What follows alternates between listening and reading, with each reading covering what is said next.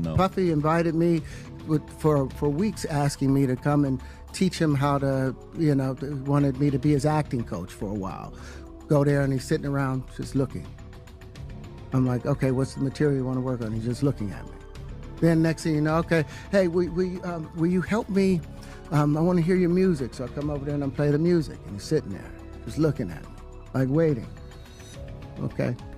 So then my assistant was like, he wants to hang out with you next week. And I was like, for what? He's like, I think he's trying to fuck you. That's what my assistant said. I was like, oh, okay. Now I get it. So now no more communication. Now you know to be hands off with somebody. A number of producers come in to make the approach, and you threaten to punch them in the mouth, or threaten to knock their head off for talking to you or looking at you like you're a woman. When you approach a real man about his masculinity, you're going to get but when you give up your manhood, I've never seen somebody recover from it. That was all the people that went to the Puffy parties. That was all the people that did all those things thinking that there was never going to be a consequence for what they were doing. Got punked out and pimped out by some greater desire. You should have a greater desire than being a man. So I believe that's a big problem with a lot of the actors out there, because they get fluid, and next thing you know, once you go fluid, it's gone.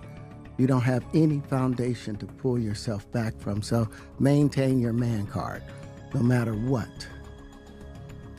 Man, I mean, one of the things you're seeing, you went to a whole different place.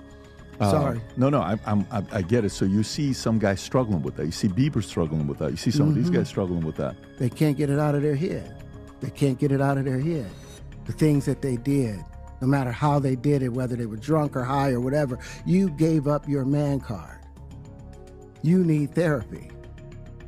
And that's the thing that hurts them the most. And so they end up on drugs, end up every way to try and get rid of any principles there are. And that's what the business does. And the women that trade their bodies to go and get the role, they get to the point where they have their Oscar, they have their money, but they don't have their dream. They don't have the soul that they started with. So it's like achieving don't mean anything.